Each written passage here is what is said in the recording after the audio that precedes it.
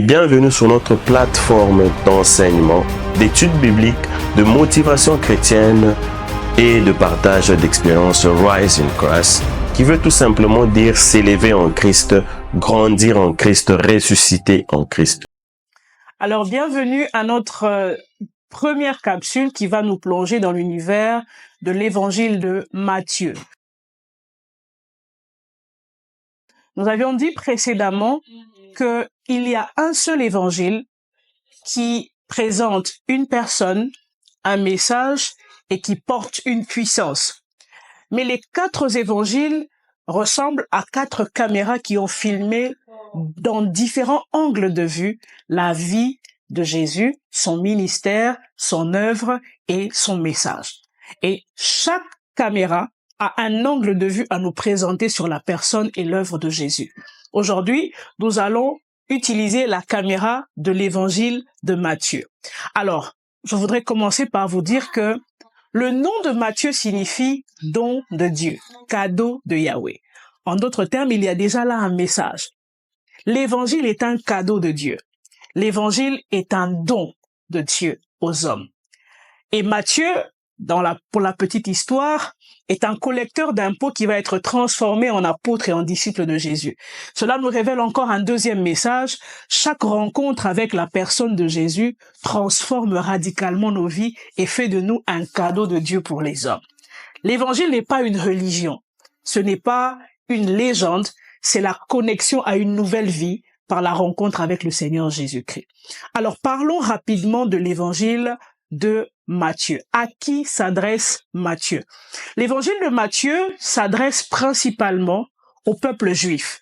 Matthieu est l'évangile qui introduit l'accomplissement des paroles prophétiques de l'Ancien Testament. C'est-à-dire que lorsqu'on est dans l'évangile de Matthieu, on est dans la transition entre les paroles prophétiques de l'Ancien Testament et l'arrivée de Jésus qui doit inaugurer une nouvelle dispensation. Donc Matthieu est à cheval entre l'Ancien Testament et la dispensation de la grâce. Mais Matthieu s'adresse principalement aux Juifs dans un style qui fait beaucoup de références aux écrits prophétiques pour justifier que Jésus est le roi qu'on attend. Vous le savez bien, un roi ne s'improvise pas. Il doit venir d'une lignée. Voilà pourquoi l'une des particularités du livre de Matthieu, c'est que Matthieu présente l'arbre généalogique de Jésus, mais d'un angle royal, pour justement présenter Jésus comme étant ce roi qui a été promis, inscrit dans la lignée de David.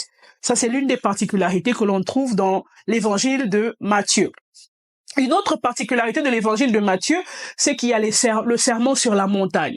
Les grands sermons de Jésus sont retrouvés dans l'évangile de Matthieu. Matthieu nous présente le royaume dans le sermon sur la montagne. Donc, l'évangile de Matthieu est un évangile qui présente Jésus comme roi.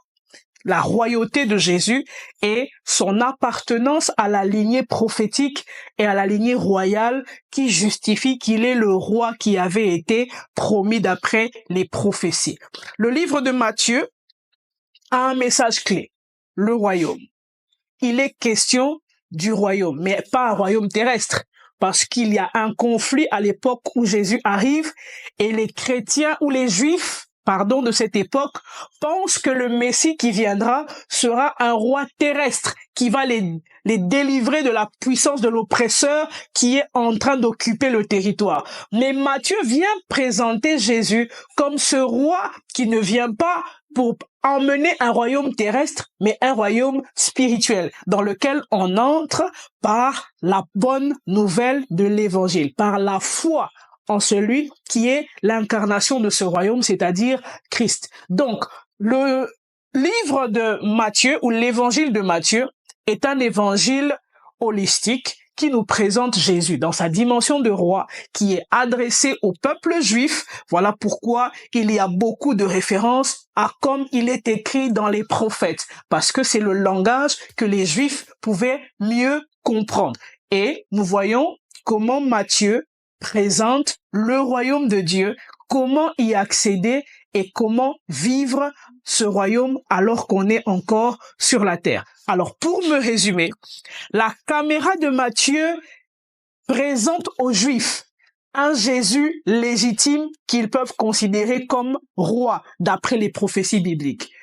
L'évangile de Matthieu, c'est l'évangile qui atteste que les paroles prophétiques annoncées il y a bien longtemps sont en train de s'accomplir en la personne de Jésus. L'évangile de Matthieu, c'est l'évangile du roi et du royaume.